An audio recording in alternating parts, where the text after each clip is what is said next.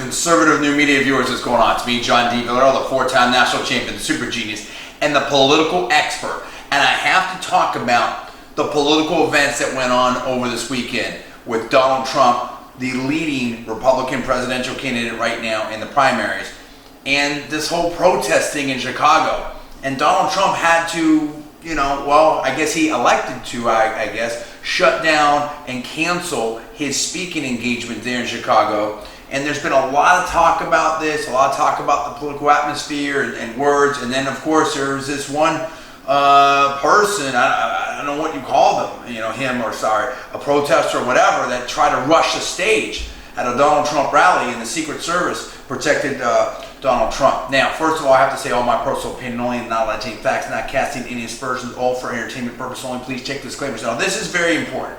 This is I've already talked about that I was going to do this video on Facebook. I had another video about this, about the hashtag Never Trump movement, and how I thought that was hypocritical, and it didn't make logical sense to me from a conservative and Republican standpoint. Obviously, if you're a Democrat, you don't want to vote for Donald Trump or a liberal, whatever, that's fine. That's a wholly different thing. I'm talking about the hashtag Never Trump movement from the conservative Republican side. Now, let's talk about this situation. There's a lot to talk about. And again, this video is done with no notes, no preparation, anything like that, because I'm just so busy right now. But I just had to speak on it. I know my fans out there wanted me to say something, and I think it's an extremely important topic. There's a lot to say, so I'm going to try to focus in on this concisely. Number one, the idea that we cannot hear a presidential candidate, is totally crazy, in my opinion, all right? Donald Trump, whatever you want to say or think about him or anything like that, is the leading Republican presidential candidate right now. I'm not talking about, this shouldn't happen to anybody, in my opinion, and we're going to deal with that in a second. In this context, you can come up with extreme examples. Look, you know what I'm talking about, okay? Let's just be commonsensical here. And that's what I'm saying. I have to just really, really make this concise and we all have to sort of play fair, if you will, because we can get extreme examples and get so deep in the weeds, and I don't want to do that. Let's just use our brains here, okay, and be smart about this. The idea that a major presidential candidate, I don't care if it's Hillary Clinton, I don't care if it's Donald Trump, I don't care if it's Bernie Sanders, I don't care if it's Ted Cruz, whatever, somehow has to shut down their rally to speak to their own, to supporters, to have a political event in an election year. That's just crazy. That's not what America's about. And people celebrating that or trying to excuse that or trying to rationalize that or justify that it would deserve, that it was a toxic environment, that all this type of stuff, that is totally crazy. And that, in my opinion, is not American. That doesn't square with the Constitution. That doesn't square with democracy and what we're about in this constitutional republic. That's number one. So there is no excuse for that, period. Donald Trump has a right to have a rally. People have a right to hear him. You can call it freedom of speech, whatever you want to call it. Again, we can get technical of what the First Amendment applies to and applies to government. You understand what I'm talking about, okay? Let's not play silly. Yes, people have a right to assemble, both to hear him and to protest him. You can protest Donald Trump peacefully, that's fine. I have no problem with that. Remember, I went to undergrad and law school at Berkeley. Protest, that's this is something I dealt with on almost a daily basis. Sproul Hall, People's Park, hello. I've seen protests, I've seen all kinds of stuff. And again, if you're having a protest, and I'll use that as an example. If you're having a protest, on the sidewalk, you're having a protest in People's Park, again, you're obeying all the regulations and all that type of stuff. That's one thing.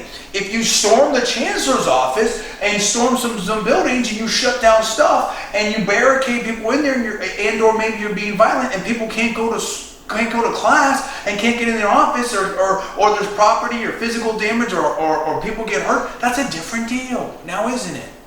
Right. So the point is this. It's the old saying. Now, again, I'll I'll say it again. I've said it before. I'll say it again. Do I agree with everything Donald Trump says? No. Do I think he should be saying some of the stuff that he says? No. Yeah. So I don't agree with all that. There's plenty of stuff that plenty of people say that I don't agree with. And I'm going to talk about the immense, in my opinion, the immense hypocrisy and hyperbole of the whole situation in 1 second. I'm just trying to set the table because there's so much sort of muddy in the water and obfuscation and selective outrage. In my opinion, it's crazy. Okay? So let's set that as, hopefully we can all agree on that. We should be able to hear from major presidential candidates. They shouldn't have their events, canceled. People should be able to, hear a presidential candidate, safely and peacefully and all that type of stuff. And you should be able to protest safely and peacefully. Now, so hopefully we can all agree on that. Okay? So nothing can justify that type of stuff. Now, in addition, there is a First Amendment in America, and we strongly, that's the number one, that's the first Bill of Rights, that's the First Amendment, okay? So what's that old saying, sticks and stones may break my bones, but words can never hurt me. So, I'm sorry, words do not equate to actions, all right? So that's what I'm talking about, and we want to talk about, again, I don't agree with everything Donald Trump says, and I think he should tone down certain things. I think he should tweak it, modify it, tone it down, whatever, in certain areas. But if we're gonna, we could go on forever on this, and I didn't want to get a whole list of examples and do this blame game and stuff because it's just silly. But can we just talk about just even vaguely recent memory? Okay. Can we talk about Occupy Wall Street? Can we talk about the protests in Seattle? What was it, the G20 summit or some trade thing? Can we talk about, what's happened in the whole past year, whether it was in Missouri or Baltimore and stuff like that?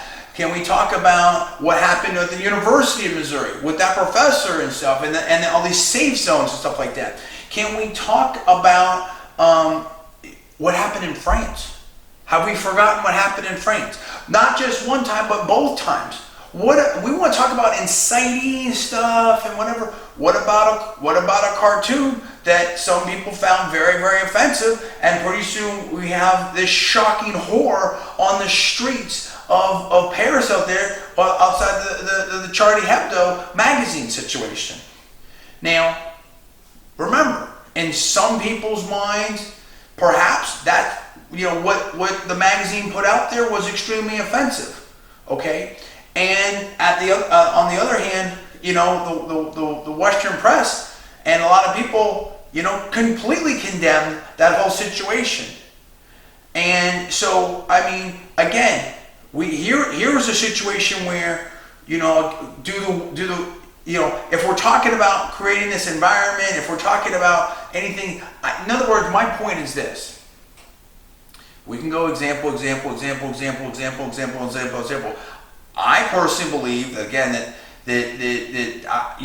for anything you can show me that Donald Trump has said, I can show you other examples of what I would believe, and I think most people would maybe believe was at least the same, if not more extreme examples of verbiage that wasn't quite right. I don't think that justifies violent action. I'm sorry. I don't think that justifies shutting down a presidential candidate's rally. I'm sorry, I saw getting in the mix here.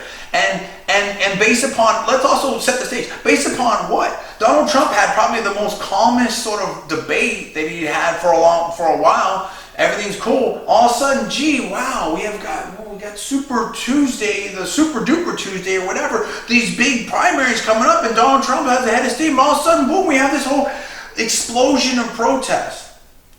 So, yes, let's also put this out there. Would the left be okay? Would the left be okay with, people who maybe for deeply held religious beliefs or whatever, or against abortion clinics or whatever? What if they had massive protests outside a clinic or rough protests outside a clinic? We either have a First Amendment or we don't. We either believe in free speech or we don't. We either are going to have a free and fair and safe democratic process in electing a president, or we don't. And I don't feel like anyone on the left should be able to shut down a presidential rally and dictate to conservatives and Republicans and whatever who we're going to listen to and who we're going to elect in a primary or not. No different than I would think that would be wrong for Donald Trump protesters to say we're going to shut down a Bernie Sanders rally or we're going to shut down a Hillary Clinton rally. What would the papers say about that? I mean, and do we all remember what happened in Wisconsin? All these principled conservatives that are on the Sunday shows, I watched them all today. And I saw this outrage and the climate that Donald Trump created. What climate did Governor Scott Walker create? Because guess what? We saw very similar things there, in my opinion.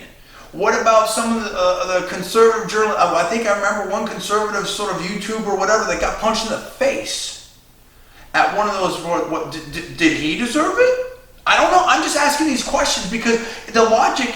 The hyperbole and the hypocrisy are, in my opinion, again, are running so high, it's outrageous. And let's put this out there, because again, I've seen this in action up close for so long. Who in their right mind believes that, I mean, haven't we seen, I mean, people talk about, community organizing and this, and administration and all that type of stuff. I mean, didn't we see some of this in 08? Didn't we see some of it in 12? I mean, and it's not like it started there. We still protests. We've seen counterculture. We've seen all kinds of stuff. We've seen stuff around the globe. I don't think there's anything dramatically new here. The question is, what do we as a civil society and a constitutional republic accept as reasonable? And is this, are we having free and fair and open elections, or is this my way or the highway? We're going to do whatever it takes, any means necessary. I don't know. I mean, that's what I'm saying. People need to calm down and chill out. Okay? In my opinion, in some respects, including Donald Trump. Okay? And so, but again, this to me, this smells. This is so generated artificially, in my opinion. Okay, this is so stoked up. This is again, everything. Donald Trump was being cool and was mellowing out, and all of a sudden, right before this, boom, we have all these things going on. We have and I'm hearing all these questions about being asked of Donald Trump about the children and women, and we have these different reports coming out here, and then all of a sudden we have this thing in Chicago, and then all of a sudden we have someone trying to rush the stage in a very short period of time. Coincidence? You can answer that. I think the audience is pretty smart. But let me get back to this. Do we believe, here's what I wanted to say before. Do we believe for a second that if Ted Cruz was not Republican nominee, that it would be any different? I mean, it could even be Mitt Romney. I mean, we've seen all kinds of stuff. Again, I'll go example after example after example after example. So it's, the unfortunate situation, without, again, going left and right and placing blame and all this type of stuff, is that a lot of people felt that President Obama was going to be someone that could unify the country, and could, bring more, I don't know, I guess racial understanding, cooperation, whatever. And for whatever reason, if you look at a lot of polls, instead of being closer to that goal, we may be farther from that goal. And I just feel like it's not up to, do our leaders have responsibility, and the media have responsibility? Absolutely. And they have to, they should act responsibly. But at the end of the day, we're all human beings. We all have our own free will. It's up to you to be smart. It's up to you to make your own decisions. It's up to you to be able to extend a hand. It's up to you to be able to act appropriately. And don't let anyone, pull your strings. This is so manufactured. Listen, if you're a Bernie Sanders supporter and you want to vote for socialism or democratic socialist or whatever he's calling himself, if that's your thing, great. If you're, if whatever you want to believe, that's fine. But you can't shut down Wall Street. You can't, stand across, the Oakland Bay Bridge or the Brooklyn Bridge or whatever it is. You can't disrupt and harm people's lives and stuff like that. That's what I'm talking about. Just because they think differently than you. Well, right. Exactly. That's what I'm talking about here. So, that's not what America is about. And what I don't like, my point of all this, and maybe I should have made this a little clearer in the beginning, is I don't believe in blaming the victim, okay? Because in this instance, in this case, no matter what you may want to think about if you will never vote for Donald Trump or whatever thing like that, it's like Donald Trump and his supporters are the victim. They got their rally shut down. A police officer was harmed and had blood on his face and stuff like that, and something like that. And then Donald Trump and the Secret Service had to protect Donald Trump from someone rushing the stage. Now it's weird, when I saw these Sunday shows, I saw a quick video clip of that. I didn't see an expose on this guy. I didn't see the investigative journalism of a detail of what's going on with him and stuff like that, or what was behind that, or or what his connections are. Well, all I'm saying is that people just be smart, and people need to calm down. And I think that,